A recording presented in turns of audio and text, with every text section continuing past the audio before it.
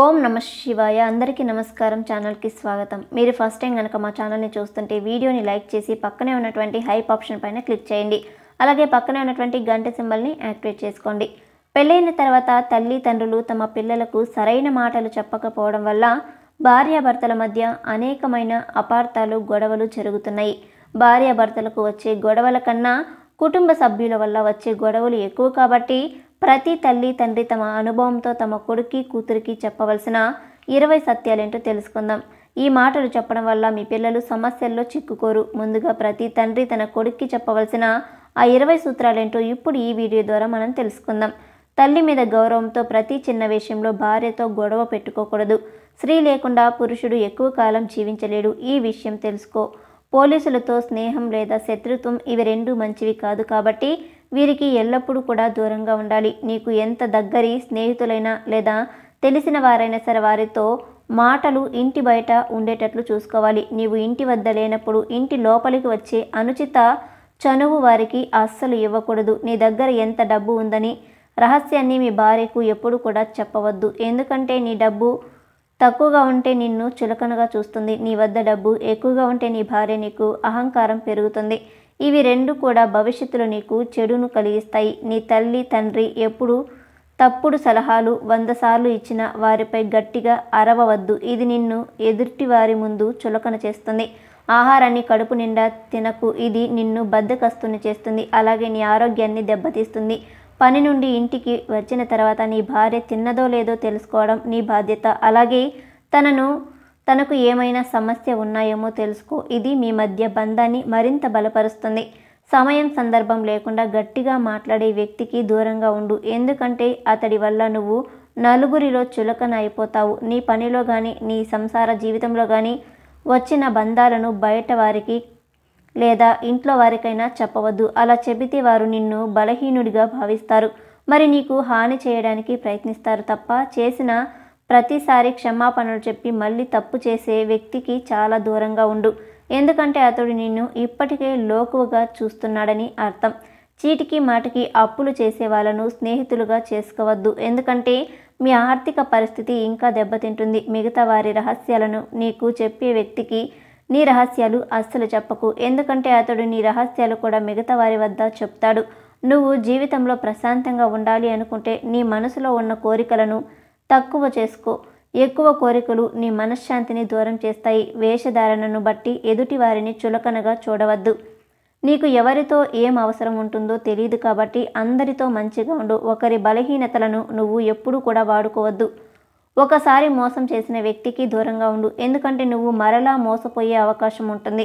బిచ్చగాడితో లేదా పేదవాడితో ఎప్పుడూ గొడవలు పెట్టుకోవద్దు. ఎందుకంటే చూసిన వారు నిన్ను కూడా వారిలాగే చూస్తారు. చెడు తిరుగులకు అలవాటు పడి భార్యను దూరం పెట్టకు. అక్రమ సంబంధం మహాపాపం. నీకు ఎల్లవేళలా సేవలు చేయగలిగేది భార్య మాత్రమే. సమయానికి ఇంటికి వచ్చి భోజనం నీ భార్యతో కలిసి చెయ్యి. పుట్టినది మగబిడ్డ అయినా ఆడబిడ్డ అయినా సమానంగా చూడడం నేర్చుకో.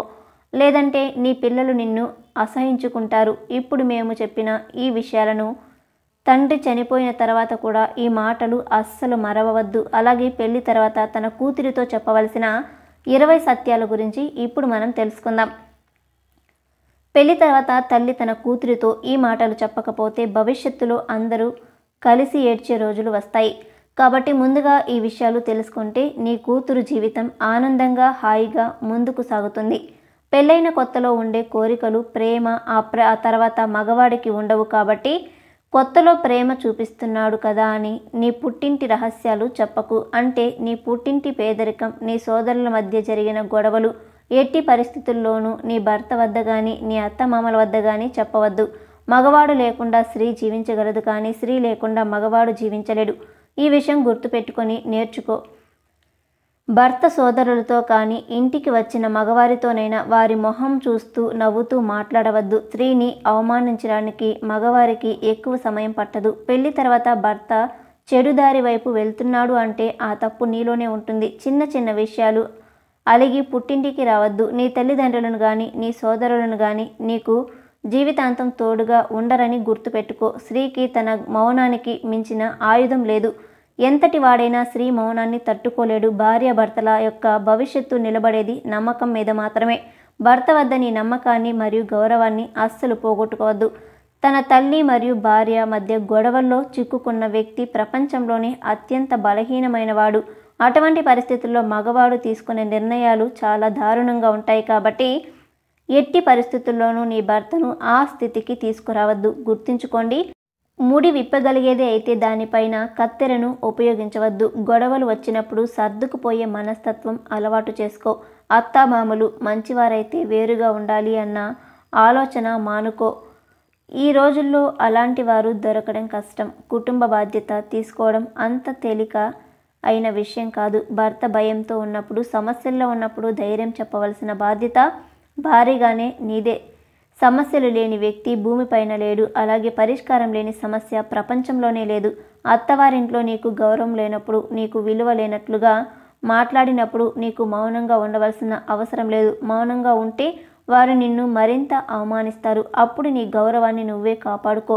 భర్త గురించి పూర్తిగా అవగాహనతో ఉండే స్త్రీలు సంతోషంగా ఉంటారు. కాబట్టి ముందు నీ భర్త గురించి అన్ని విషయాలు తెలుసుకో. అలాగే అత్తవారింట్లో గౌరవం కోసం అల్లుడు చేయకూడని 8 పనులు ఏంటో ఇప్పుడు ఈ వీడియోలో మనం తెలుసుకుందాం. చాలామంది అత్తమామలు వారి ఇంట్లో కోడలు మంచిదైతే చాలు అని అనుకుంటారు. కానీ ఇంటికి వచ్చే మంచి అల్లుడు కూడా చాలా ముఖ్యం.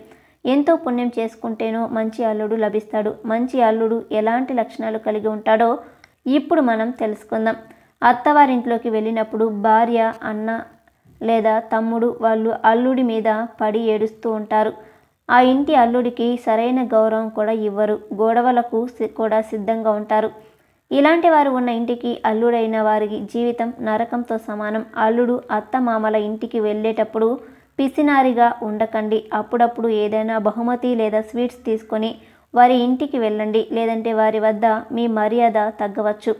ఈ రోజుల్లో అల్లుడికి కనీసం మర్యాద చేయని అత్తమామలు ఉంటున్నారు. భార్య కూడా వారికే సపోర్ట్ చేస్తూ ఉంటుంది.